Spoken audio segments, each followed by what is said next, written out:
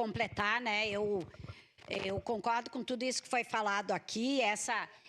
Já aconteceu lá no Castelo uma situação comigo, de depois que fechou tudo, o aluno tinha passado no IFE, me chamaram lá para eu aprovar ele. Claro que era história, ele tinha rodado em 3, daí 2 ele podia fazer progressão, claro que chamaram história para aprovar. E dizendo que já tinha SMED, tudo, ele já tinha boletim, tudo, dizendo que eu tinha me enganado. Já me aconteceu isso depois do Natal. Então, realmente, essas coisas são absurdas. Mas eu acho que esse projeto ele precisa ser melhorado. Por isso, eu não votarei na moção, nem contra, nem a favor, por essas ressalvas que eu falei.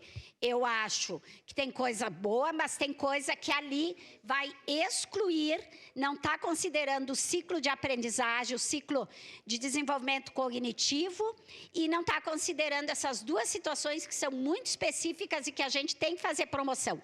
Às vezes vem pessoa de um outro estado, já recebi aluno de outro estado, vereador Lucas, que ele lá tinha parecer, e nós é por nota. Então, tu tem que fazer avaliações para ver onde que tu vai colocar ele. Em que ano tu vai colocar, por exemplo, aluno de 18 anos que veio lá do 8º, tu não sabe se tu bota no 9º, no 17 anos, né?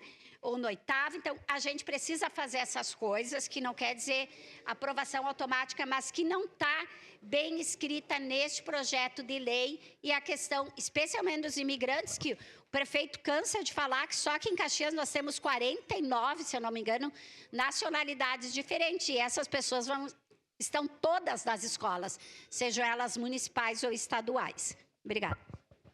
Obrigado, vereadora Rose. Próximo vereador.